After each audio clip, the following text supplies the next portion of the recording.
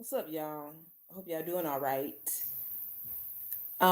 Let me go ahead and tweet this out and let my StreamYard, my YouTube sync up, and I'll see y'all in like 2 little minutes.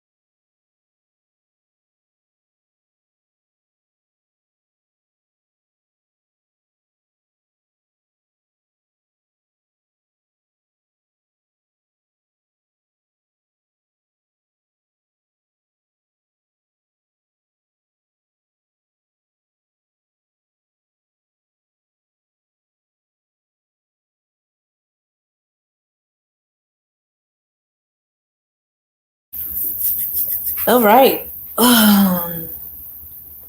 Hold on, y'all. Hold on for just a minute.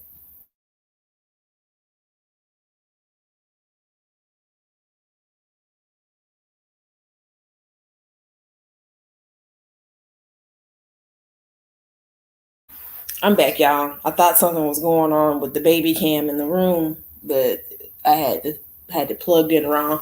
Good evening, everybody. I hope everybody is doing okay. I hope everybody had a great weekend.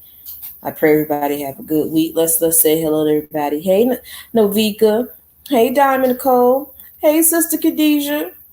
Hey, Sister Usagi. Alana, Christy, Susie, Dante. Hey, Baby Mama. Hey, Michaela. Hey, Sister AE. That's the Sister Novika was, she was here first. Hey, Jacob. Hey, Sister MJ. I hope everybody's okay. So, today I brought book club back just to, I guess, you know, it's been a long weekend, long day. Just read something just to relax and ease your mind a little bit.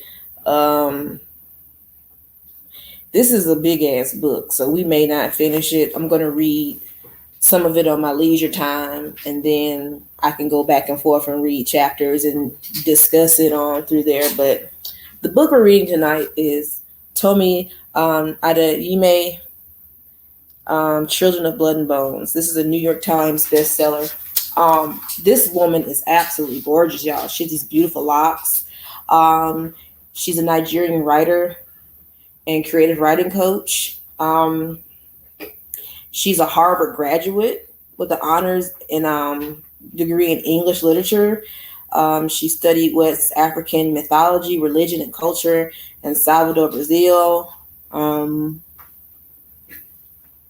now y'all get this: when she's not writing her novels or um, writing her novels, she's watching BTS music videos. So you telling me this woman is a fucking BTS stan? Oh wow, okay, girl. Um, this is funny, but oh Lord, girl, I need to email you and tell them about these fans, honey, because then you gonna really never mind. But anyway, K-pop aside, this woman made a sequel to the book called Children of the Virtue and Vengeance. I got to get that one, but I love supporting Black authors and a Black woman author, and I'm very, very, very excited just to be able to purchase and own this book, because I've been wanting this book for a very long time, and I finally got it, and I'm so excited to read it. Like, a lot of my friends got it, and they're like, "You gonna love this book." So yeah. What's up? Hey Cam. Hey Angel. Hey, yeah, she a BTS fan. I was just like, girl, if you knew about them fans, but I think she keeps to herself. I think she's good. Just don't let this book get into hands of some Koreans. Whitewash everybody in here. I'm just, let me stop. But I'm excited to read this, y'all. Very excited. So this is all about African mythology, African hoodoo, spirituality. It's really good, y'all. It's really good. Oh my God, the book is absolutely beautiful from the inside of the cover everywhere, and they have it split up in these chapters. Oh, I love it. But we're gonna start reading. Thank y'all for coming in tonight. I really do appreciate y'all for coming in. I'm just gonna read just one chapter, because this book is thick. It's thick, y'all. Ooh, thick like one whole MJ. Let me stop. So let's start. Okay. To my mom and dad, who sacrificed everything to give me the chance, and to Jackson, who believed in me and this story long before I did. All right, so the chapters are split up into clans. You got the Aku clan, Imi clan, Omi clan, Ina, Afefe clan, Aye clan, Imole clan, Isawan clan, Arian clan, and Rako clan. And the clans all have like it's like the magie of life and death. They all have different magies: magie of time, health, disease, darkness and light, iron and death, like that. Okay, and then you have your different deities: Ayoa, Ori, Yamoha, Sango, Ayo, Ogan, Ochimari, Babaluye, Oranmila, Osasi. So I have an Ogan candle on my altar. This dude, I have to do a whole video about African spirituality, but it's let's just say it's an amazing thing. That's all. I'm glad that Black people are coming back to their roots, but let's go ahead and read. Me too. I wish I would able to get Toni Morrison autograph. I love that woman. I have her books. That woman was an amazing writer. There won't be anyone like that ever. Because she was out here saying stuff in books that she was before her time. And I loved everything about Toni Morrison. That woman was just, she was beautiful. All right, so here we go. All right, I'm going to start now. Make sure before I start, did everybody drink water today? Did everybody drink water?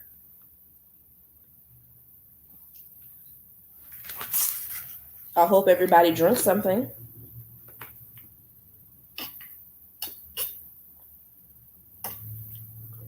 If not, please go drink some water. Okay.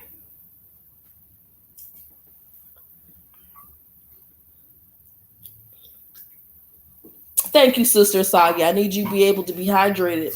I want all my friends to be healthy and drink water. All right. Okay. You doing it? Okay. Hey, Ernestine. Hey. All right. So here we go. I'm not trying to think of her, but when I do, I think of rice. When Mama was around, the hut always smelled of jollof rice. I think about the way her dark skin glowed like the summer sun, the way her smile made Baba come alive, the way her white hair fuzzed and coiled, an untamed crown that breathed and thrived. I hear the myths she would tell me at night, to Zane's laughter when they played Agbon in the park, Baba's cries as the soldiers wrapped a chain around her neck, her screams as they dragged her into the dark, the incantations that spewed from her mouth like lava, the magic of death that led her astray. Trigger warning, um, lynching. I think about the way her corpse hung from a tree. I think about the king who took her away. Oh, man. Woo! I'm sorry, Christy. I pray you feel better. But lay down and get some water. I'm so sorry. Can I drink something else besides water, like liquor? You need to drink some water. Then you could drink some liquor.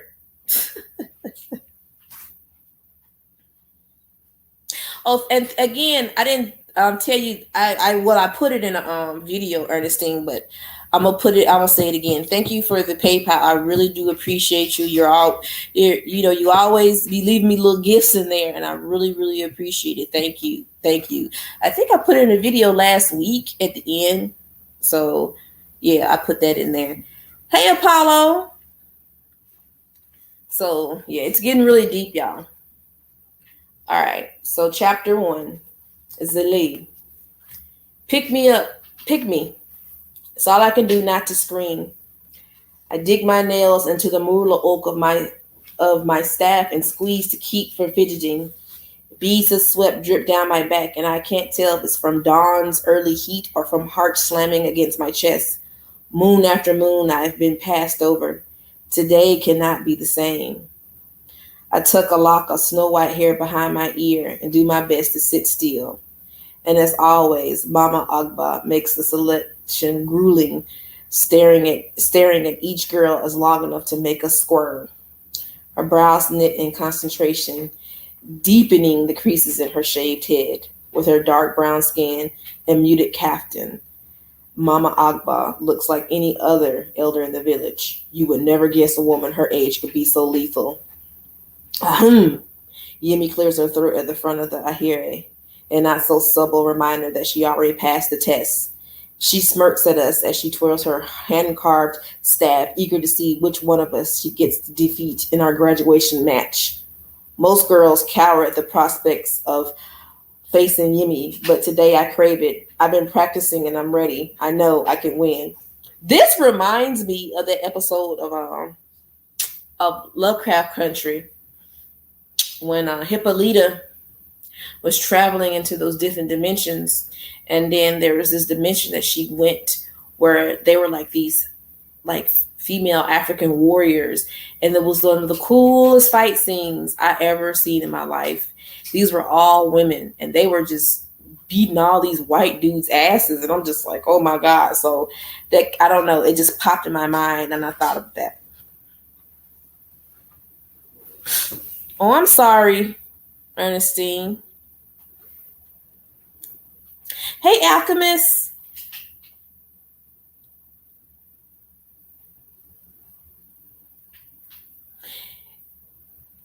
I pray for your health, both of your health, you and Ernestine and Christy. I pray for your health. And we all in here pray, you guys have a speedy recovery and get well soon.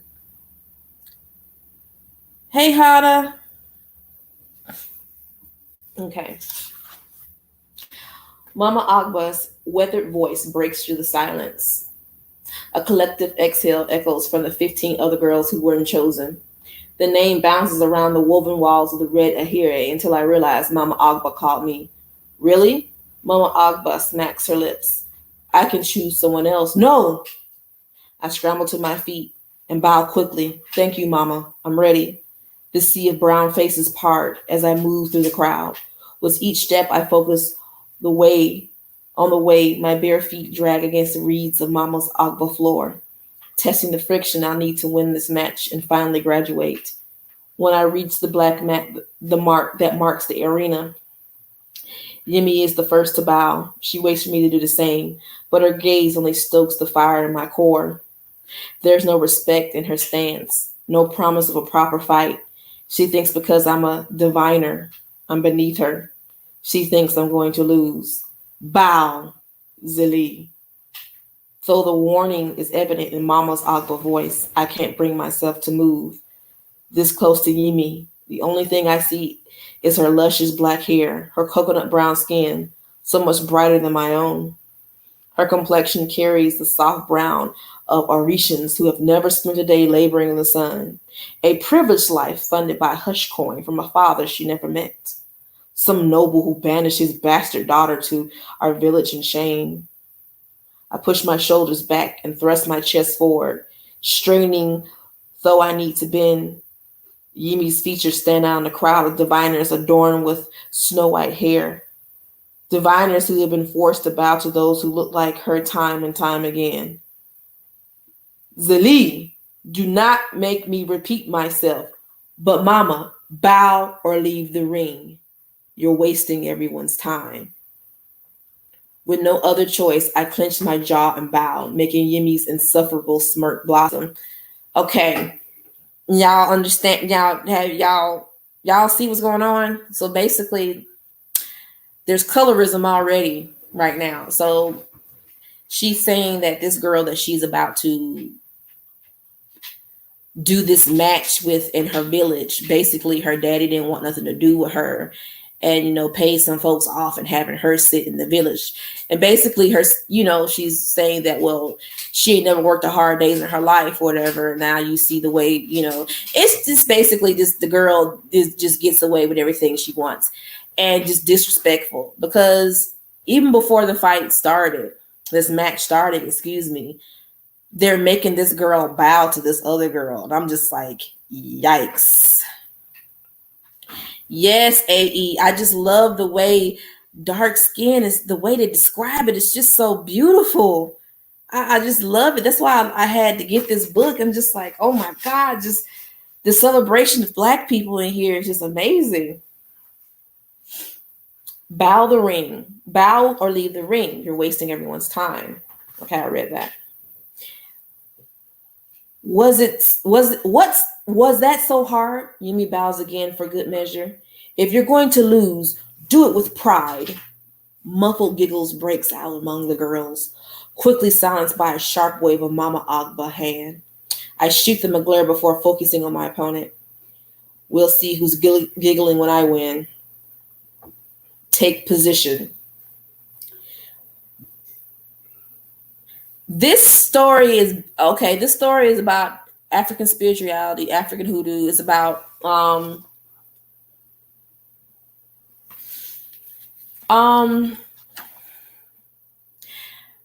African mythology and religion, and basically that's it. Like, this right here is basically the sci-fi horror fantasy novel that Black people have been looking for a long time, basically. So yeah, let me continue reading. We back up to the edge of the mat and kick our staffs up from the ground. Yimi's sneer disappears as her eyes narrow. Her killer instinct emerges. We stare each other down, waiting for the signal to begin. I worry Mama Agba drag this out forever when at last she shouts, "Commence!" And instantly I'm on the defensive. Before I could even think of striking, Yimi whips around with the speed of a chitonere. Her staff swings over her head, one moment, and at my neck the next. Though the girls behind me gasp, I don't miss a beat. Yimi may be fast, but I can be faster. When her staff nears, I arch as far as my back will bend, dodging her attack. I'm still arched when Yimi strikes again. this time slamming her weapon down with the force of a girl twice her size. I throw myself to the side, rolling across the mat as her staff smacks against the reed. Yumi rears back to the strike again as I struggle to find my footing. Zile! Mama Agba warns, but I don't need her help. In one smooth motion, I roll to my feet and thrust my shaft upward, blocking Yumi's next blow. Our staffs collide with a loud crack. The reed walls shudder. My weapon is still reverberating from the blow when Yumi pivots to strike at my knees. I push off my front leg and swing my arms for momentum, cartwheeling in midair. As I flip over her outstretched staff, I see my first opening. Any chance to be on the offensive? Huh? I grunt, using the momentum of the aerial to land a strike of my own. Come on. Yumi staff smacks against mine, stopping my attack before it even starts. Patience, Zile, Mama Agba calls out. It's not your time to attack. Observe, react, wait for your opponent to strike. See, even the elders are telling her to chill.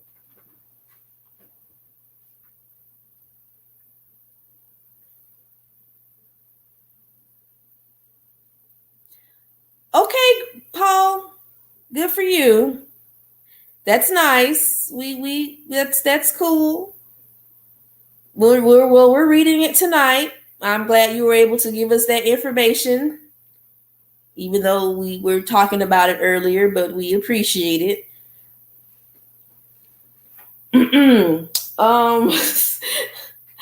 I stifle my groan, but nod, stepping back with my staff. You'll have your chance. I coach myself. You just wait your turn. That's right, Zile. Yumi's voice dips so low, only I can hear it. Listen to Mama Agba. Be a good little maggot. What? Maggot? Oh my God. Oh. And there it is, that word, the miserable, degrading slur, whispered with no regard, wrapped in that arrogant smirk. Before I can stop myself, I thrust my staff forward, only a hair from Yumi's gut. I'll take one of Mama Agba's infamous beatings for this later, but the fear in Yumi's eyes is more than worth it. Hey! Through Yumi's turns to Mama Agba to intervene. She doesn't have time to complain. I twirl my staff with speed that makes her eyes widen before launching into another track. This isn't the exercise, Yumi shrieks, jumping to invade my strike at her knees. Mama, must she fight your battles for you? I laugh. Come on, Yim. If you're going to lose, do it with pride. Rage flashes in Yumi's eyes like a bullhorn lioness ready to pounce. She clenches her staff with vengeance. Now the real fight begins.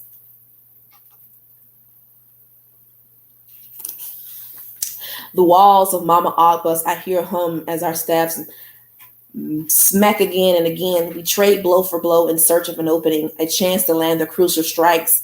I see an opportunity when, ugh!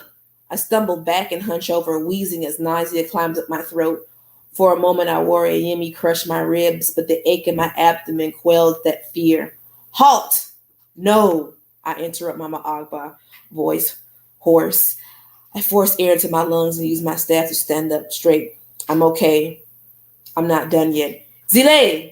Mama starts, but Yemi doesn't wait for her to finish. You better listen to the elder girl. She speeds towards me, hot with fury, her staff only a finger breadth from my head.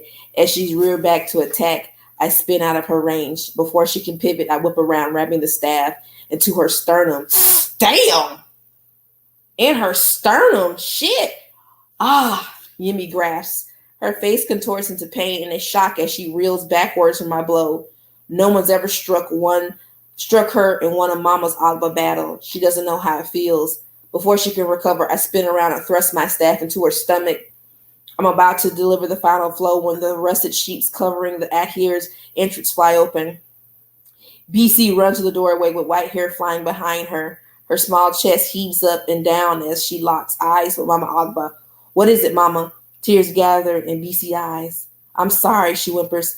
I fell asleep. I wasn't. Spit it out, child. They're coming, BC finally explained. They're close. They're almost here. For a moment, I can't breathe. I don't think anyone else can. Fear paralyzes every inch of our beings. The will to survive takes over. Quickly, Mama Agba hisses. We don't have much time. I pull Yemi to her feet. She's still wheezing, but there's no time to make sure she's okay. I grab her staff and rush to collect the others. The Ahiri erupts in a blur of chaos as everyone races to hide the truth.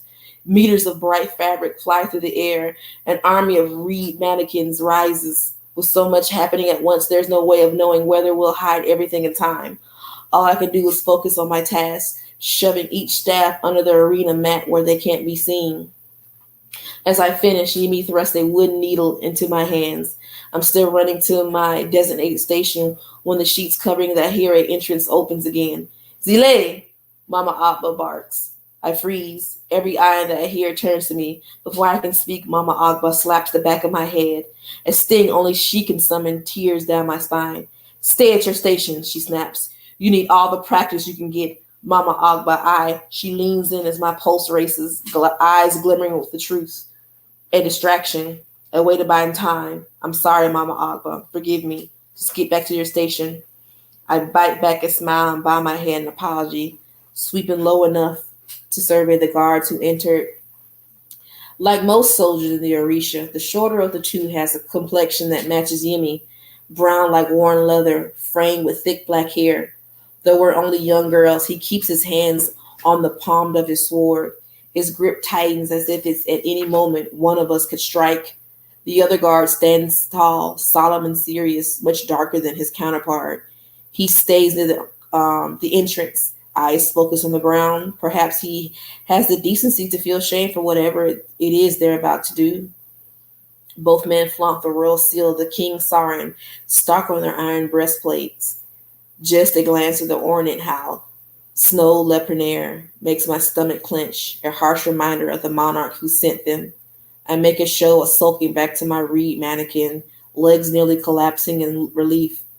What once resembled an arena now plays the convincing part of a seamstress shop. Bridal travel fabric adorns the mannequin in front of each girl, cut and pinned in Mama Agba's signature patterns. We stitch the hems of the same dashikis we've been stitching for 5 years, sewing in silence as we wait for the guards to go away. Mama Agba travels up and down the rows of girls inspecting the work of their apprentice. Despite my nerves, I grin as she makes the guards wait, refusing to acknowledge their unwelcoming presence. Is there something I can help you with? She finally asks. Tax time, the darker guard grunts. Pay up. Mama Agba face drops like the heat at night. I paid my taxes last week. This isn't a trade tax. The other guard's gaze combs over the diviners with long white hair. So all the black people in this book got, like, I think in this tribe, all got like gray hair. Good night, Michaela. Get some rest. So they all have white hair. That's pretty awesome. That's pretty interesting. So this isn't a trade tax. The other guard gazes comb over all the diviners with long white hair. Maggots rate went up since you got so many. So have yours. Maggots? Oh my God. You keep calling people maggots in here. It's a terrible name. Okay. Of course, I grip the fabric on my mannequin so hard my fist aches. It's not enough for the king to keep the diviners down. He has to break anyone who tries to help us. My jaws clench as I try to block out the guard. To block out the way maggot stung from his lips, it doesn't matter. We'll never become the Magi we're meant to be if their eyes were still maggots. That's all they'll ever see.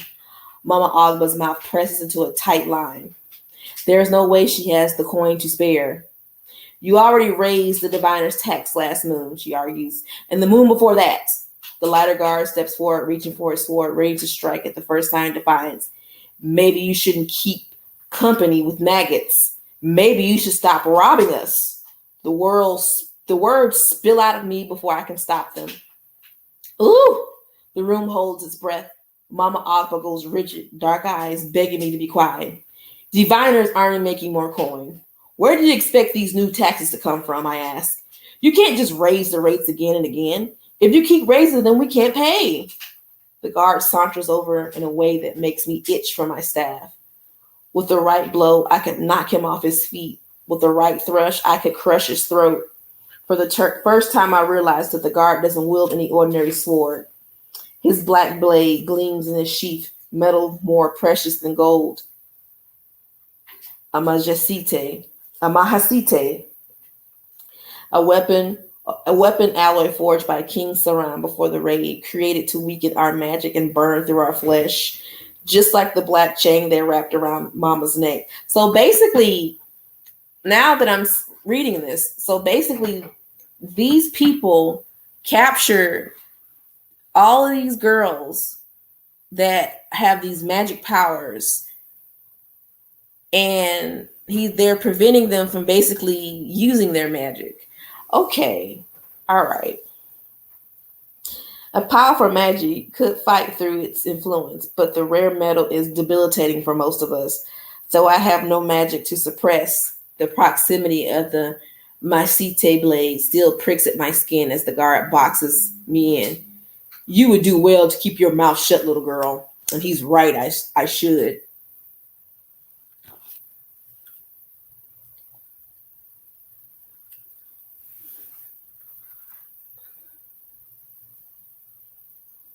Let's see. You should do well to keep your mouth shut, little girl. And he's right, I should keep my mouth, swallow my rage, live to see another day. But when he's this close to my face, it's all I can do not to jam my sewing needle into his beady brown eye. Maybe I should be quiet, or maybe he should die. You shh. Mama Agba shoved me aside with so much force I tumbled to the ground. Here, she interrupted with a handful of coins. Just take it. Mama, don't. She whips around with a glare that turns my body to stone. I shut my mouth and crawl to my feet, shrinking into the pattern cloth of my mannequin. Coins jingle as the guard counts the bronze pieces placed into his palm. He lets out a grunt when he finished. It's not enough. It has to be, Mama Agba says, desperation breaking into her voice. This is it. This is everything I have. Hatred simmers beneath my skin, prickling sharp and hot. This isn't right. Mama Agba shouldn't have to beg. I lift my gaze and catch the guard's eye. A mistake. Before I can turn away or mask my disgust, he grabs me by my hair. Ah! I cry out in pain. I cry out as pain lances through my skull. In an instant, the guard slams me to the ground, face down. Oh my God, knocking the breath from my throat.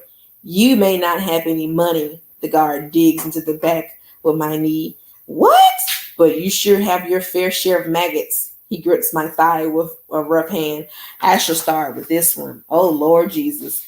My skin grows hot as I grasp for breath, clenching my hands to hide the trembling. I want to scream, to break every bone in his body, but with each second I wither. His touch erases everything I fought so hard to become. In this moment, I'm that little girl again, helpless as the soldiers dragging my mother away. That's enough. Mama Agba pushes the guard back and pulls me to her chest, snarling like a bullhorn lying there protecting her cub. You have my coin. That's all you're getting. Leave now. The guard's anger boiled at her audacity. He moves to unsheath his sword, but the other guard holds him back. Come on. We got to cover the village by dusk. The darker guard keeps his voice light, his jaw set in a tight line. Maybe in her faces he sees a mother or a sister, a reminder of someone he wants to protect. The other soldier is still for a moment, so still I don't know what he'll do. Eventually he unhands the sword, cutting instead of with his glare. Teach these maggots to stay in line. I hate that they keep using this word, maggots. He just says it all the time. It's like really, really getting on my nerves. Like maggot. Why do you keep saying maggot? Oh my God. Like it's a horrible word. He keeps using it over and over again. It just sounds weird. It's just weird. It's just so weird. Hey, Alex. Very. Oh, I want to beat this guard up. Oh man, this book done took a deep turn. His gaze shifts to me. Through my body drips sweat, my insides freeze. The guard runs his eyes up and down my frame. Ew, this dude's nasty. A warning of what he can take. Girl, you better cut it, man. Mm-mm-mm. Even the black men in the book are trash. You hear me? But oh man, hey Dante.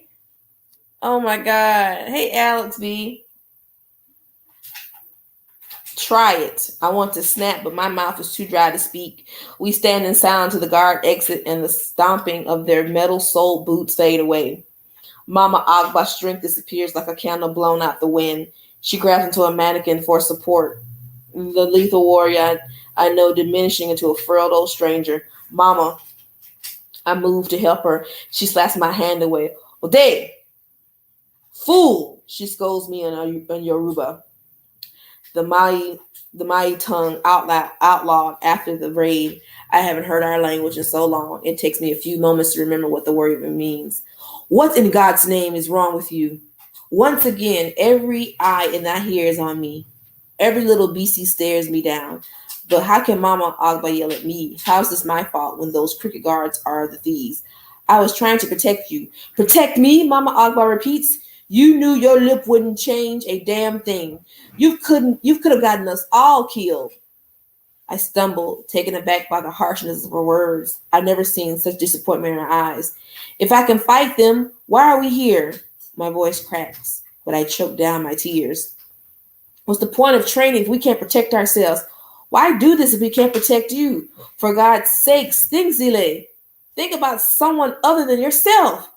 Who would protect your father if you hurt those men? Who would keep Zen safe when the guards come for blood? I opened my mouth to retort, but there was nothing I could say. She's right. Even if I took down a few guards, I couldn't take on the whole army. Sooner or later they will find me. Sooner or later they will break the people I love. Mama Agba, BC's voice shrieks, small like a mouse. She clings to Yemi Drake's pants as tears well in her eyes. Why do they hate us? A weariness settles on Mama's frame. She opens her arms to BC. They don't hate you, my child. They hate what you were meant to become. BC bears herself into the fabric of Mama's kaftan, muffling her sobs. As she cries, Mama Agba surveys the room, seeing all the tears. The other girls hold back. Zile asks why we are here. It's a valid question.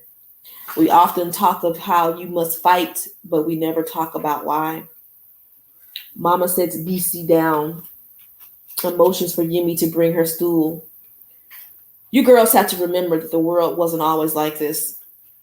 There was a time when everyone was on the same side. As Mama Agba settled herself into the chair, the girls gather around, eager to listen. This is sad. Oh man, I feel really bad. Each day, Mama lessons end with a tale of a fable or teaching from another time. Normally, I would push myself to the front to savor each word. Today, I stay on the outskirts, too ashamed to get close. Mama Agba rubs her hands together, slow and methodical. Despite everything that happened, a thin smile hangs on her lips, a smile only one tale can summon. Unable to resist, I step in closer, pushing past a few girls. This is our story, our history, a truth the king tried to bury with our dead. In the beginning, Orisha was a land where the rare and sacred Magi thrived. Each of the 10 clans were gifted by the gods above and given a different power over the land. There were Magi who could control water, others who commanded fire. There were Magi with the power to read minds, Magi who could even peer through times.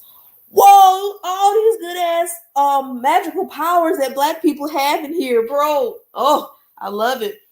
Though we all heard the story at one point or another from Mama Agba, from parents we no longer have. Hearing it again doesn't take the wonder away from its words. Our eyes light up as Mama Agba describes Magi with the gift of healing and the ability to cause disease.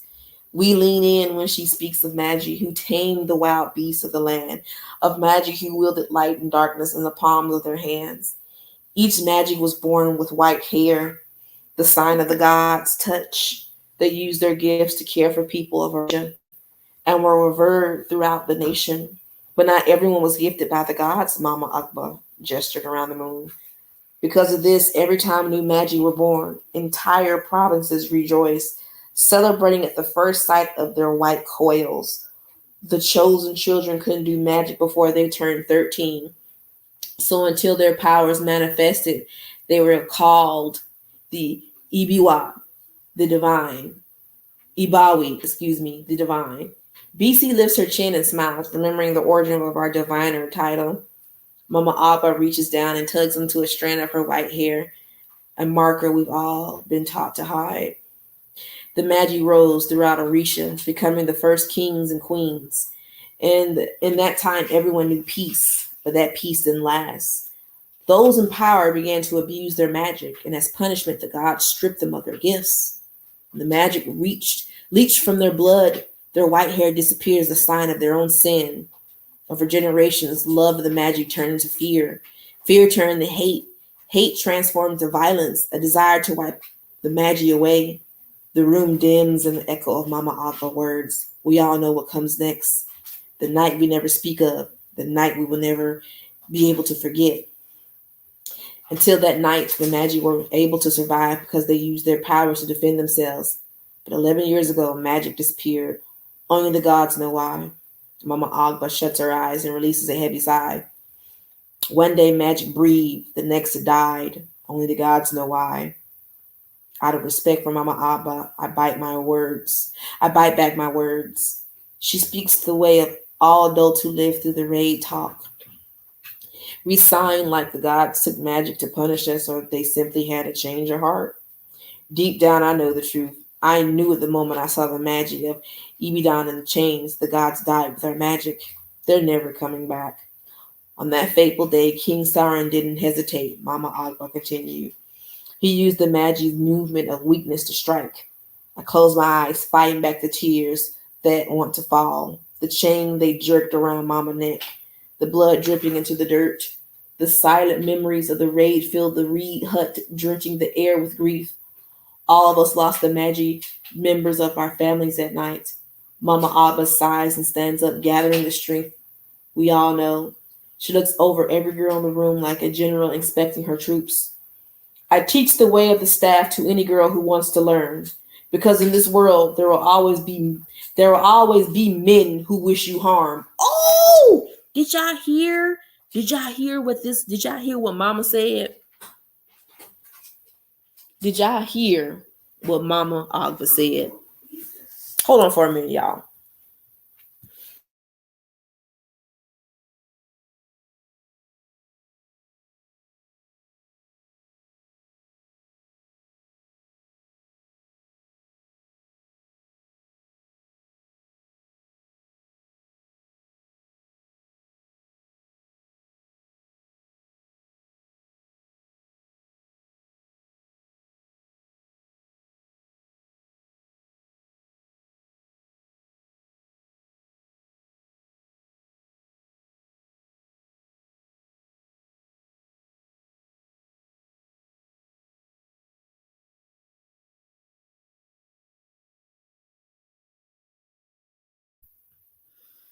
Hey y'all, I'm sorry.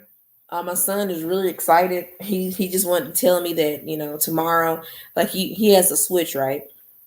And he came in here and he was just so excited. He's like, "Mama, Funimation is coming to the Switch." He's just so excited, y'all. I just love to see him get excited and happy about just anything, and it brings him joy. So I had to, pause that so I can listen to him and talk to him. He's just so happy. So, all right, let me go back to what she said.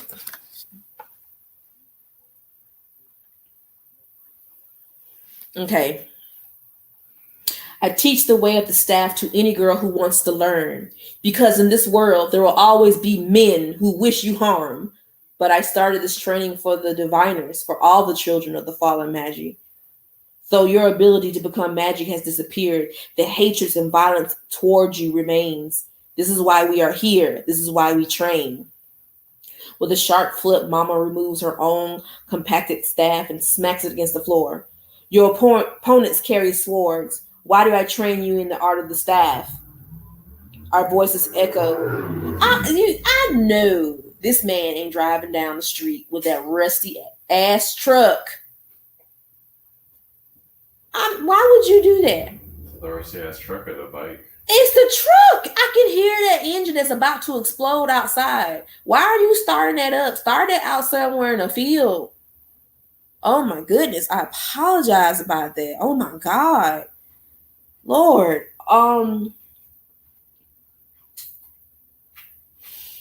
Your opponents carry swords. Why do I train you with art of the staff? Our voices echo through the mantra Mama Abba has made us repeat time and time again. It avoids rather than hurts. It hurts rather than maims. It maims rather than kill. The staff does not destroy. I teach you to be warriors in the garden so you'll never be gardeners in the war. I give you the strength to fight, but you must all learn the strength of restraint. Mama turns to me, shoulders pinned back. You must protect those who can't defend themselves. That is the way of the staff. The girls nod, but all I can do is stare at the floor. Once again, I almost ruin everything. Once again, I let people down. All right, Mama Abba sighs. That's enough for today. Gather your things. We'll pick up where we left tomorrow. The girls file the hut, grateful to escape. I try to do the same, but Mama Agba wrinkled hand grips my shoulder. Mama, silence, she orders. The last of the girls give me sympathetic looks. They rub their behinds, probably calculating how many lashes my own is about to get. 20 for ignoring the exercise, 50 for speaking out of turn, 100 for almost getting us killed. No, 100 would be too far generous. Oh, would be far too generous. Lord have mercy. I stifle a sigh and brace myself for the sting. It'll be quick. I coach myself. It'll be over soon. Sit, Zile. Mama Agba hands me a cup of tea and pours one for herself. The sweet scent wafts into my nose as the cup warms, heats my hand. I scrunch my eyebrows.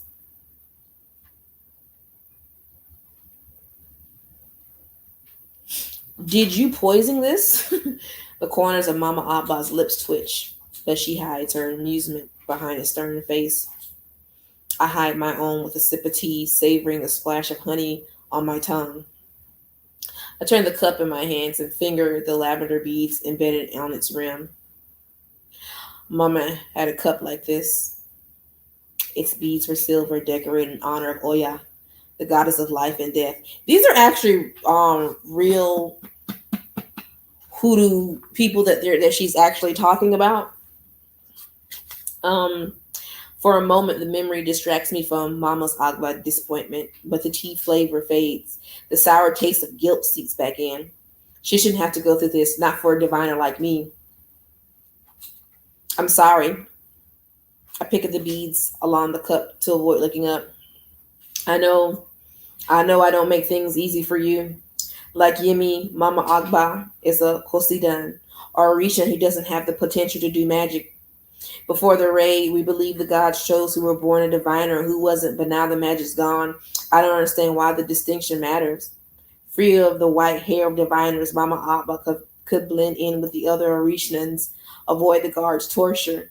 If she didn't associate with us, the guards might not bother her at all. Part of me wishes she would abandon us, spare herself the pain. With all her tailoring skills, she could probably become a merchant, get her fair share of coin instead of having them all ripped away. You're starting to look more like her. Did you know that? Mama Abba takes a small sip of her tea and smiles. The resemblance is frightening when you yell. You inherited her rage. My mouth files open. Mama Agba doesn't like to talk of those we lost. Few of us do. I hide my surprise with another taste of tea and nod. I know. I don't remember when it happened, but the shift in Baba was undeniable. He stopped, meeting my eyes, unable to look at me without seeing the face of his murdered wife. That's good, Mama Abba smiles, faltering to a frown.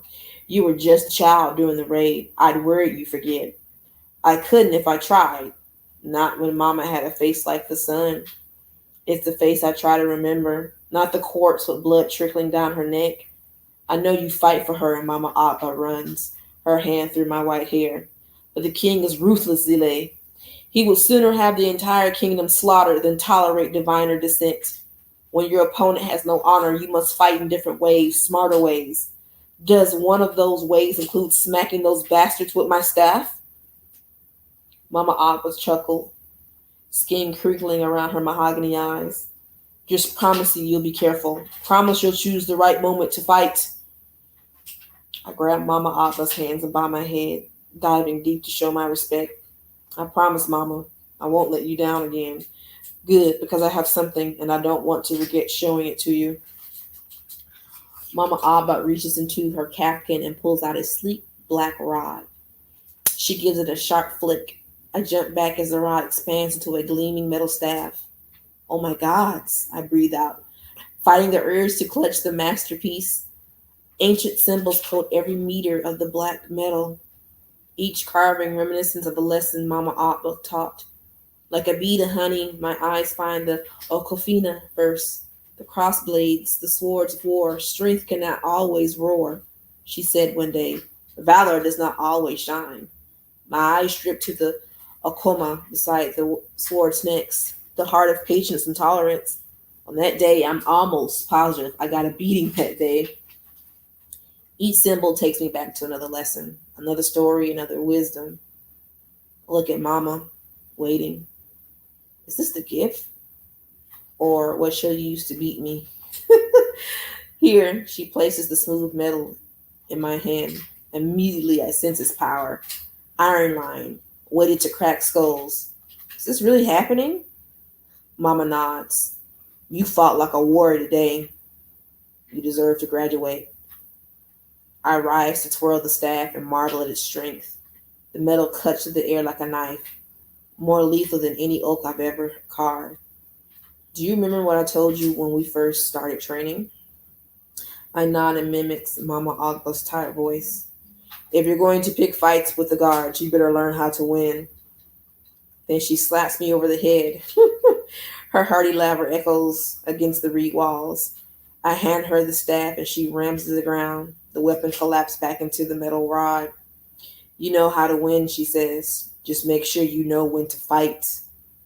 Pride and honor and pain swirl my chest when Mama Agba places the staff back into my palm. Not trusting myself to speak, I wrap my hands around her waist and inhale the familiar smell of freshly washed fabric and tea.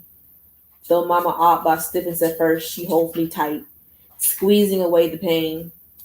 She pulls back to say more, but stops as the sheets of the ahir open again. I grab the metal rod, prepared to flick until I realize my older brother, Zane, standing in the entrance. The reed but hut instantly shrinks in his massive presence, all muscle and strain. Tendons bulge against his dark skin. Sweat rains from his black hair down his forehead. His eyes catch mine, and a sharp pressure clamps my heart. It's Baba. Oh no. So Baba is her daddy. That was chapter 1. That was chapter 1. I'm gonna read another one another chapter because it's actually really short. That was pretty good.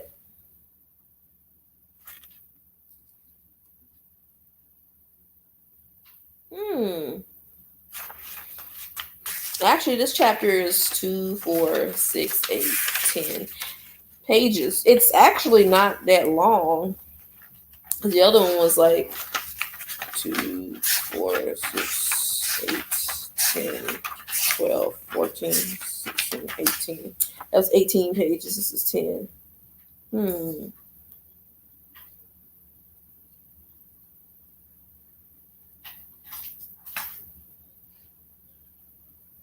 Okay, so I'm gonna read this chapter. This is it's just short, so it's not gonna take that long. It's actually a really short chapter, and from the looks of it, this girl got a hot ass head. Like she don't listen.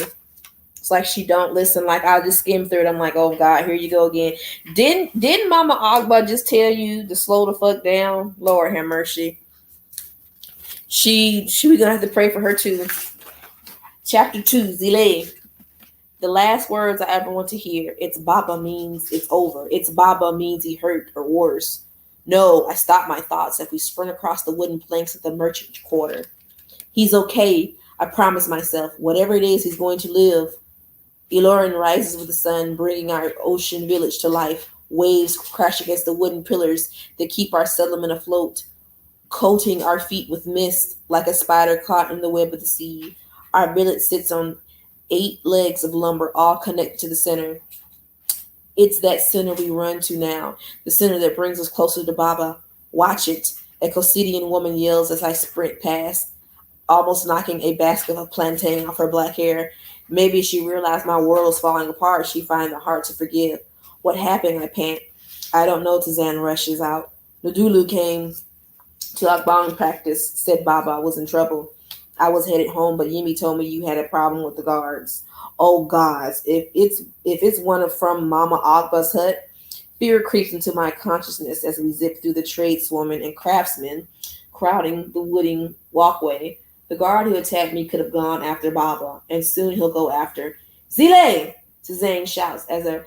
I love her name. This is a pretty name. Oh my goodness. And it starts with a Z. It's such a pretty name. This is a beautiful name. If I have a daughter, I'm gonna name her Zile. Have 2 daughters with the name Z in it. That's pretty. And it's this is a really, really beautiful name. Wow. Um, why would you leave him? It was your turn to stay. Today was the graduation match. If I missed it, damn it, Zil. Zane's roar makes the other villagers turn. Are you serious? You left Baba for your stupid stick? It's not a stick, it's a weapon I shoot back. And I didn't abandon him. Baba overslept. He needed to rest. And I stayed every day this week because I stayed every day last week. Zane leaps over a crawling child, muscles ripping with his lands when he lands.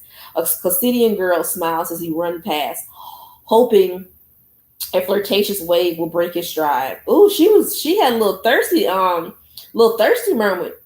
Saw her brother and was like, hey. Even now, villagers gravitate to Zane like magnets finding their way home. I have no need to push others out of the way. One look at my white hair and people avoid me like I'm an infectious plague. The Orishan games are only 2 moons away.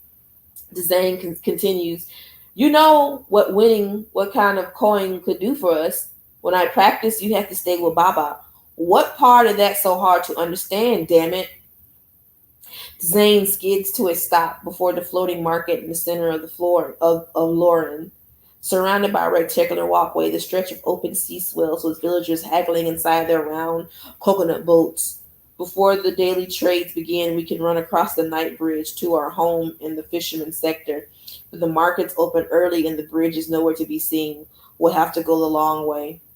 Ever the athlete, Zane takes off, sprinting down the walkway, surrounding the market to take it back to Baba. I begin to follow him, but pause when I see the coconut boats.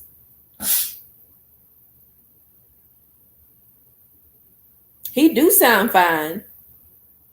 Yeah, is okay. It's actually Zile. Zile, yes, Zile. That's it's spelled Zelie. Very pretty name. Very pretty name. Merchants and fishermen barter, trading fresh fruit for the best of the day's catch. When times are good, the trades are kind. Everyone accepts a little less to give others a little more. But today, everyone's bickers, demanding bronze and silver, over promises and fish. The taxes. The wretched face of the guards fill my mind as the ghost of the group burns my lap. The memory of the glare propels me. I leap into the first boat. Zele, watch out! Kana cries, cradling her precious fruit. Our village gardener adjusts her head wrap and scowls as I hop onto a wooden barge teeming with blue moonfish. Sorry, I yell apology after apology, leaping from boat to boat like a red rose frogger. As soon as I land on the deck of the fisherman's sector, I'm off, relishing the sensation of my feet pounding against the wooden planks. Though Zane trails behind me, I keep going. I need to reach Baba first. If it's bad, Zane need a warning. If Baba's dead, the thought turns my legs to lead. He can't be dead. It's dawn. We need to load our boat and sail out to sea. By the time we lay out our nets, the prime catch will have passed. Who will scold me for that if Baba's gone? I pictured the way he was before I left, passed out in the emptiness of our here. Even sleep, he looked worn like the longest slumber couldn't even grant him rest. I had hoped he wouldn't awake until I returned, but I should have known better. In stillness, he had to deal with his pain, his regrets, and me and my stupid mistakes. Oh my gosh, she's so hard on herself. The crowd gathered outside my here makes me stumble to a halt. People block my view of the ocean, pointing and shouting at something I can't see. Before I can push my way on, Zane barrels through the crowd. As the path clears, my heart stops. Almost half a kilometer out to sea, and man flails, his dark hands thrashing in desperation. Powerful waves ram against the poor soul's head, drowning him with each impact. The man cries out for help. Voice chokes and weak, but it's a voice I know anywhere. The voice of my father. Oh Lord, have mercy. Oh my God. Um, the two fishermen rowed towards him, frantic as they paddled in their coconut boats. But the force of the waves pushes them back. They'll never reach him in time. No, I cry in horror. As a current pulls Baba below the water, though I wait for him to surface, nothing breaks through the vengeful waves. We're too late. Baba gone. It hits me like a stab to my chest, to the head, to the heart. In an instant, the air vanishes from my world and I forget how to breathe. But while I struggle to stand, the Zane launches into action. I scream as he dives into the water, cutting through the waves with the power of a dual-finned shark. Zane swims with a frenzy never seen. For moments he overtakes the boat. Second later, he reaches the area where Baba went under and dives down. Come on, my chest tightens so much I swear I feel my ribs crack. But when Zane reemerges, his hands are empty. Nobody, no Baba.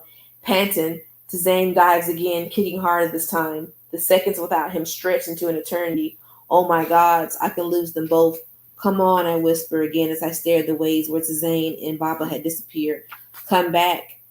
I've whispered these words before. As a kid, I watched Baba haul Zane from the depths of a lake, ripping him from a seaweed that had trapped him underwater. He pumped on his fragile chest, but when Baba failed to make him breathe, it was Mama and her magic who saved him. She risked everything, violating Magi law to call on the forbidden powers in her blood. She wove her incantations into Zane like a thread, pulling him back to life with the magic of the dead. I wish Mama was alive today, but never more than this moment. I wish the magic that coursed through her body ran through mine. I wish I could keep Zane and Baba alive.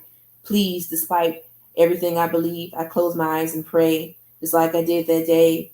If even one God is still up there, I need to hear me now. I need her to hear me now. Please. Tears leak through my lashes. Hope shrivel inside my chest. Bring them back. Please. Oya, don't take them too. Ugh. My eyes snap open as the Zane bursts out the ocean. One arm around Baba's chest. A liter of water seems to escape Baba's throat as he coughs. But here, but he's here. He's alive. I fall to my knees, nearly collapsing on the wooden walkway. My gods, it's not even midday, and I've already risked 2 lives. 6 minutes. That's how long Baba thrashed out at sea. How long he fought against the current. How long his lungs ached for air. As we sit in the silence of our empty ad here, I can get into the number. I can't get that number out my head. The way Baba shivers, I'm convinced those 6 minutes took 10 years off his life. This shouldn't have happened. It's too early to have ruined the entire day. I should be outside cleaning the morning's hall with Baba. Zane should be returning from Agban's practice to help. Instead, Zane watches Baba, arms crossed, too enraged to throw a glance my way. Right now, my only friend is Nala. Nala? Oh, I love that name, Nala! The faithful lioness I raised since she was a wounded cub. Oh, Nala! She named him Nala after the Lion King. That is so cute. No longer a baby, my rider towers over me, reaching to Zane's neck on all fours. Two jagged horns protrude through her ears, dangerously close to puncturing our reed walls. I reach up and Nala instinctively brings her giant head down. Careful to maneuver the fangs curved over her jaw, she purrs as I scratch her snout. At least someone's not angry with me. What happened, Baba? Zane's gruff voice cut through the silence. We wait for an answer, but Baba's expression stayed blank. He gazes at the floor with a emptiness that makes my heart ache.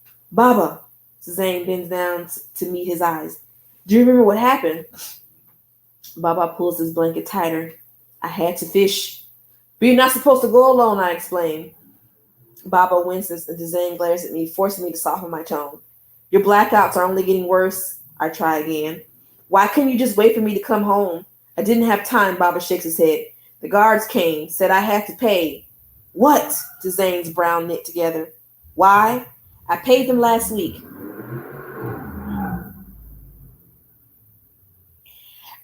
And living in the hood, y'all. I'm sorry. Living in the hood, you just got these people outside that just don't care. It be late at night, knowing that they car, some of these dudes' cars be running on damn dish detergent and hope.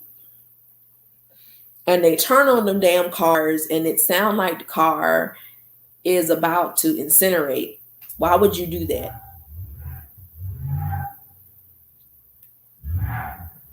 What is he doing? What is he doing? What is he doing?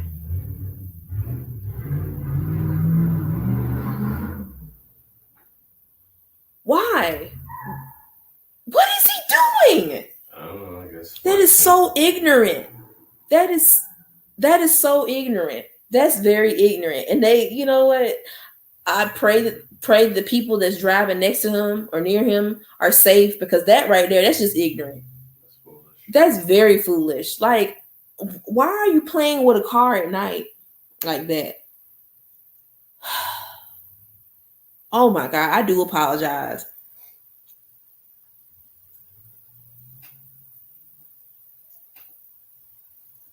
Thank goodness they're gone now. That was just ignorant. I hate that. Oh my God, that was a car. It sounded like a motorcycle, but it was a car. Oh my God, let me go back to reading. I apologize about that. It's a diviner's tax. I gripped the draped fabric of my pants, still haunted by the guard's touch.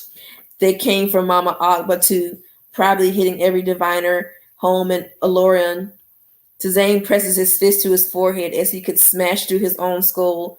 He wants to believe that playing by the monarchy rules will keep us safe, but nothing can protect us when those rules are rooted in hate. The same guilt from earlier resurfaces, squeezing until it sinks into my chest. If I wasn't a diviner, they wouldn't suffer. If Mama hadn't been in magic, she'd still be alive today. I dig my fingers through my hair, accidentally ripping a few strands from my scalp. Part of me considers cutting all of it off. But even without my white hair, my magic heritage would still damn our family all the time. We are the people who fill the king's prisons. The people our kingdom turns into laborers. The people our regions try to chase out of their features, outlawing our lineage as white hair and dead magic were a societal stain. Mama used to say that in the beginning, white hair was a sign of powers of heaven and earth. It held beauty and virtue and love. It meant we were blessed by the gods above. But when everything changed, magic became a thing to loathe. Our heritage transformed into a thing to hate. It's a cruelty I had to accept, but whenever I see that pain inflicted on Suzanne or Baba, it cuts me to new depths. Baba still coughing up salt water and already will force you to think about making ends meet. What about the sailfish? Suzanne asks. We can pay them with that. I walk to the back of the hut and open our small iron icebox. In a bath of chilled seawater lies the red-tailed sailfish we wrangled yesterday, its glistening scales promising a delicious taste. We're fine the Wari Sea. It's much too valuable for us to eat, but the guards would take it. They refuse to be paid in fish, Baba grumbled. I needed bronze, silver. He massages his temple like he could make the whole world disappear. They told me to get the coin or to be forced, or they forced Zele into the stocks. Oh shit! My blood runs cold. I whip around, unable to hide my fear. Run by the king's army, the stocks act as our king's labor force, spreading throughout all of Orisha. Whenever someone can afford their taxes, he's required to work off the debt to our king. Those stuck in the stocks toil endlessly, erecting palaces, building roads, mining coal, and everything in between. It's a system that served Orisha well once, but since the raid, it's no more than a state sanctioned death sentence, an excuse to round up my people as if the monarchy never ever needed one. With all the diviners left orphaned from the raid, we are the ones who can afford the monarchy high taxes. We are the true targets of every tax raise. Damn it! I fight to keep my terror inside. If I'm forced into the stocks, I'll never get out. No one who enters escape. Their labor is only supposed to last until the original debt is worked off. But when the taxes keep rising, so does the debt. Starved, beating, and worse, the diviners are transported like cattle, forced to work until our bodies break. I push my hand into the chilled seawater to calm my nerves. I can't let Baba and Zane know how truly frightened I am. It only make it worse for all of us. But my fingers start to shake. I don't know if it's from the cold or my terror. How's this happening? When did things get this bad? No, I whispered to myself. Wrong question. I shouldn't be asking when things got bad. I should ask why I ever thought things had gotten better. I looked to the single black calla lily woven into the netted window of our hut, the only living connection to Mama I have left. When we lived in Ibadan, she would place calla lilies in the window of our old home to honor her mother, a tribute Maji paid to their dead. Usually, when I look at the flower, I remember the wide smile that came to Mama's lips when she would inhale its cinnamon scent. Today, all I see in its wilted leaves is the black Majasi chain that took the place of the gold amulet she always wore around her neck. Though the memory is 11 years old, it's clear to me now that my own vision. That was the night things got bad. The night King Saren hung my people for the world to see, declaring war against the magic of today, and tomorrow the magic died. That night we lost everything. Baba shudders and I run to his side, placing a hand on his back to keep him upright. His eyes hold no anger, only defeat. As he clings to the worn blanket, I wish I could see the warrior I knew when I was a child. Before the raid, he could fight off 3 armed men with nothing but a skimpy knife in his hand. After the beating he got that night, it took him 5 moons before he could even talk. 5 moons?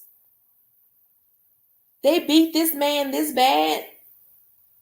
They beat her brother so bad it took him 5 moons for him to be able to talk? Shit. Hey, Tia. Jesus Christ. Good Lord. What the fuck kind of soldiers are these? This is terrible. Man. Goodness gracious, that's sad. They broke him that night, battered his heart and battered his soul. Maybe he would have recovered if he hadn't woken to find Mama's corpse bound in the black chains, but he did. He's never been the same. All right, Zane sighs, always searching for an ember in the ashes. Let's get out on the boat. If we leave now, won't work, I interrupt. You saw the market, everyone scrambling to meet the tax. Even if we bring in fish, whatever spare coin people have is gone. And we don't have a boat. Baba Butters, I lost it this morning. What? I didn't realize that the boat wasn't outside. I turned to Zane, ready to hear his new plan, but he slumps the reed to the floor. I'm done. I press into the wall and close my eyes. No boat, no coin, no way to avoid the stocks. A heavy silence descends in the hair, cementing my sentence. Maybe I'll be assigned to the palace. Waiting on spoiled nobles would be preferable to coughing up coal dust in the mines of Calabar or the other nefarious channel stalkers can force diviners into. For when I heard the underground brothels aren't even close to the worth of what the stalkers might make me do. Zane shifts in the corner. I know him. He's going to offer to take my place, but I prepare to protest the thought of the world palace sparks an idea. What about Lagos? I ask. Running away won't work. Not to run, I shake my head. The market's filled with nobles. I can trade the sailfish there before either can come in on my genius. I grab parchment paper and run over to the sailfish. I'll come back with 3 moons worth of taxes and coin for the new boat. And Tizane can focus on Agbon matches. Baba can finally get some rest. I can help. I smile to myself. I can finally do something right. You can't go. Baba's worried voice cutting my thoughts. It's too dangerous for a diviner. More dangerous than the stocks, I ask, because if I don't do this, that's where I'm headed. I'll go to Lagos, Zane argues. No, you won't. I took the wrapped sailfish in my pack. You can barely barter. You'll blow the entire trade. I may get less coin, but I can protect myself. So can I. I wave Mama Agba's staff before tossing into my pack. Baba, please. Zane shoos me away. If Zell goes, she'll do something stupid. If I go, I'll come back with more coin than I've ever seen. Baba brow creases as he deliberates. Zile should make the trade. Thank you. But Tizane, keep her in line. No, Tizane crosses his arm. You need one of us here in case the guards come back. Take me to Mama Agba, Baba says. I'll hide there until you return. But Baba, if you don't leave now, you won't be back by nightfall. Tizane closes his eyes, stifling a frustration. He starts loading Nala's saddle onto her massive back as I help Baba to his feet. I'm trusting you, Baba mutters, too quiet for Zane to hear. I know. I tie the warm blanket around his thin frame. I won't mess up again. Okay. That was it for chapter 2 and for tonight. Hey Christy. Okay, Christy. Hey Tracy. Hey. So y'all. Oh wow. Oh wow. Oh wow. I'm loving this book. And the names to each chapter are beautiful. They're such beautiful names. Oh my God. These are beautiful ass names. The names of each chapter are like different, like Amari. And then you have Zele. That's a beautiful ass name. Oh my God, I love that name. Inan. Oh man. Oh. I'm just these names at the book. There's like different names, and they're all just, I don't know, they're just very beautiful. I'm just right now so far. I'm really liking this book. I'm really liking it. I'm really enjoying it so far. You get me some water.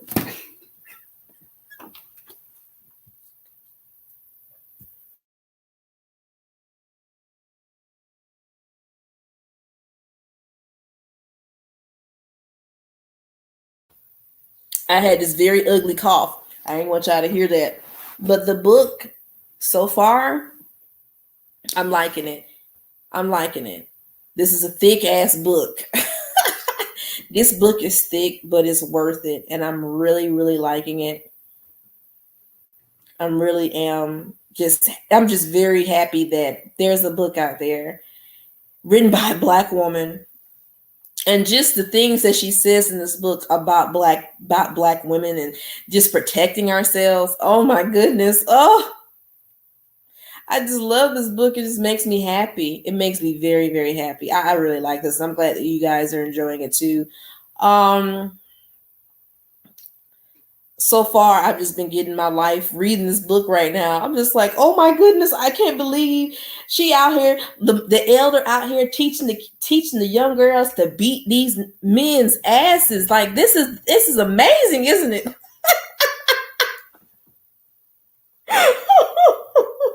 I'm like, okay, this is good. I like it. I'm impressed.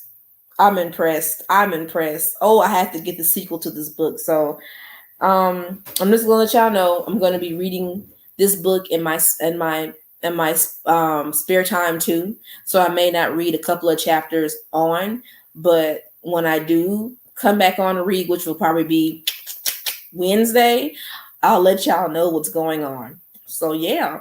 Um Book club will be on Thursday. Have another upload Monday, Tuesday. Let me get this schedule out, y'all, for y'all can know what's going on this week. So, live book club this week, upload Tuesday, book club Wednesday, break Thursday. We're gonna have the Jung Young tribute on Friday. Um, so if y'all can do that, come on through. Um, I'm not gonna be on here long. I'm just gonna have like a little small tribute, and then we're gonna head over to the Discord and listen to Jung Hyung and Shiny's music for the time being. So we're gonna do that. It's time to celebrate his life.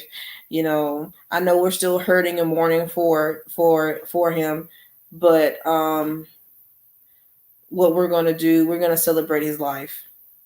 We're gonna celebrate his life. Saturday, we do our Discord music parties. The first one was the 5th. We did Battle of the K-pop girl groups. Last Saturday was rock music versus thirst trap music. This week, Saturday, is going to be music all over. Whatever you want to listen to, music all over the world. It could be K-pop, non-K-pop, whatever. We all listening to it.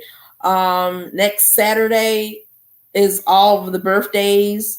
It's going to be a big birthday bash on Saturday. Next Saturday, please come to that. We're going to be in the Discord celebrating our December birthdays. I'm very excited about that. We're going to have a good time. We're going to party. We're going to see Usagi twerk, a Sister Khadija twerk, and Hana twerk, Cam twerk. We're going to see all our birthday people up in here twerk. So we're going to have a good time. Oh yeah, I know Trey is doing something for Jung Hyung's tribute too, so I got to get back on him with that. I'm still going through the schedule. All right, New Year's Eve is the 31st. That's when the live roast will be happening. We're gonna roast the fuck out of a lot of people. There's a lot of people. There's a lot of people that will be roasted. So yes. We have to party. Sister Novika, we have to party. And we have to twerk. If we don't twerk, what we gonna do? We need to party. You gonna twerk too? We gonna twerk, Novika. Hey. We gonna have a good time, y'all. We're gonna have a great time. We're gonna have fun. We're gonna try to keep this month busy as possible. I decided not to do Vlogmas because ain't nobody got time to do this shit. Vlogmas takes too much time. I gotta sit up here and vlog the same shit. I was dedicated to that shit last year. I was like, fuck that shit. I ain't about to sit up here and do no Vlogmas. I can't do it. I see some couples doing Vlogmas where the couples will give each other a gift every day, which is so cute. But at the same time, I'm like, now y'all know y'all doing this shit for views. Y'all know in real life y'all wouldn't do this shit. Now stop playing. Like there's a person on YouTube. You know what? She's getting put on the roast list too because she has to get put on the roast list. Let me tell you who I'm talking about right now. So before I get off here, there's this person named Amber Lynn Reed. Okay, I don't like her. I don't like Foodie Beauty. Foodie Beauty is nothing but a racist, disgusting ass woman. But I don't even want to talk about her. I want to talk about this Amber Lynn Reed person, whatever. Okay, all right. Now, this person has so many excuses for her fucking nasty ass, disgusting, narcissistic behavior. She blames everybody else for her fucking problems. She blames everybody else for her fucking problems, but she's always the person that will fucking sit up there and do all this bullshit. I don't like her. I don't like her. So what she did, like they're doing like the gift miss, like what they're like with her girlfriend, right? Becky, right? The thing about this that pisses me off, Becky, her girlfriend, will give her these very nice, beautiful gifts, okay? They're not even supposed to tell each other what they're getting. She sat there and told her girlfriend, "What? I don't want you to get me anything. You're going to get me these earrings. This is what you're going to get me, what you're going to get me." And I'm like, well, dang, you already got enough earrings already. You don't really need any more. Like, she spends her YouTube checks on the most stupidest shit, but I digress, okay? So Becky always gets her really nice stuff from the heart. Gets her nice stuff from the heart. Every time she gets Becky, her girlfriend, some shit, she always gets her some cheap shit. And when Becky gives her her gift, she's like, oh, I guess it's nice. I can't stand it. I can't stand her. You're such an unappreciative little shit. Is she racist like Jafar? Girl, her other ex-girlfriend was up on camera saying the N-word, and she was just sitting up here laughing about it, thinking it's funny. And then a couple of weeks ago, she's gonna make this Black Lives Matter video, and then said some other shit. I'm like, girl, be quiet. Don't say nothing. You don't need to say shit. Like, Foodie Booty looks like she do like a slug. She really do with all them damn roaches in her house. But Foodie Beauty is just as work. She love to call people gorillas and shit. And I'm like, girl, you don't need to talk about nobody. Like, girl, like you don't need to say shit. Now, Amberlynn, this girl, I be trying to have hope for her because she wants to lose the weight, but at the same time, I don't think she want to lose this weight. I think she wants to be like that and for people to feel sorry for her. This is what she's trying to do. She wants to get on my 600-pound life, but they keep rejecting her application. So she gets on YouTube and she's doing this shit. And I'm like, you need to stop doing this and rethink about your health and your well-being. It's getting to the point where this girl, and she can't even lay in her own bed. They have to lay a damn mattress in the floor for her to be able to sleep. She can't walk more than 2 minutes, and it's very sad. And then, oh my God, the car situation, like to get her in the girl can't even wear a seatbelt, y'all. It's getting that point. Plus size stuff from Tori can fit anybody. It's not fitting her. And I'm like, bro, what the fuck are you doing? I'm not gonna fat shame her, y'all, because she clearly has a food addiction. But the thing about it is that I'm like, if you really want to try to lose this weight, mean it. But all she does on her, it's so disgusting the way she be acting towards people. Y'all, she blames everybody for her shit. Well, I did this and that and whatever, and I don't care and stuff. I'm still going to use my YouTube money to buy all the stuff, so you can't do that. I'm like, girl, you need to chill the fuck out. Like, how you going to get up here and get mad at people when you and your ex-girlfriend ran that fucking scheme, had a GoFundMe account scheme, and they got caught and everybody had to get their money refunded back. Like, don't let people bring up that shit because you still in trouble for that shit. Like, shit like that, like white people problems, man. It's just the shit that she does is very fucked up, and she can't cook either. The stuff she makes, there is actually, I'm gonna get it for you, y'all. It's sad. Like, I'm like, dude, like, I really want this girl to lose all this weight because she looks miserable and she can't figure out why she's having all of these kidney and urinary tract infections. And I'm like, because what's going on with your body, man? Like, his body telling you to get some help and she don't want to get it, and it's just really, really, really, really bad. Like, you can't sit up here and be like, you're gonna do this and you're gonna do that. no effort into putting into the work. And I'm just like, I want people to do good, but this she ain't gonna do good. She just fucking entitled as shit. Hold on.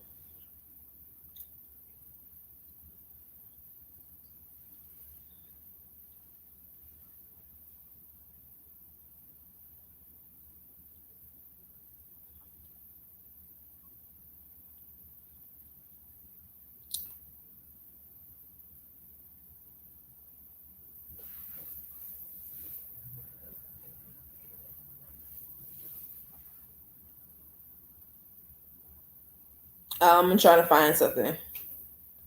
Okay.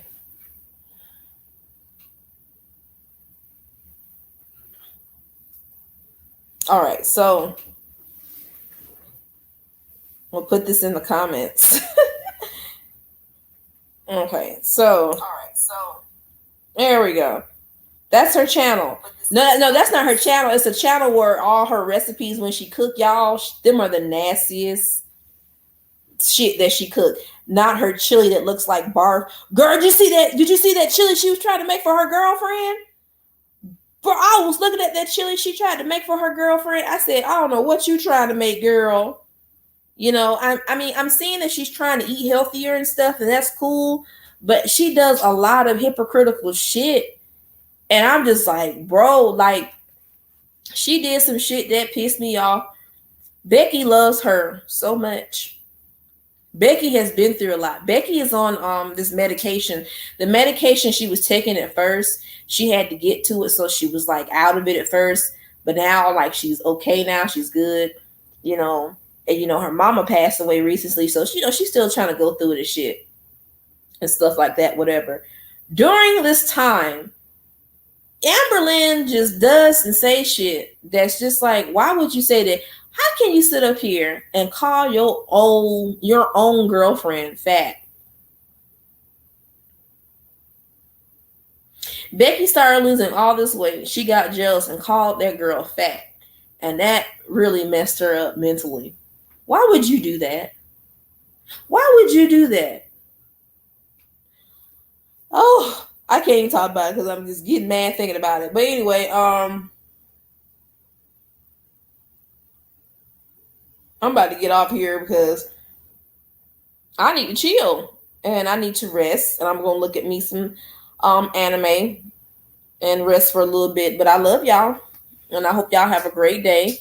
I'm only follow black women because I'm one of them. I don't want to be these stupid controversy like Jafar and Gummy crying girl versus James.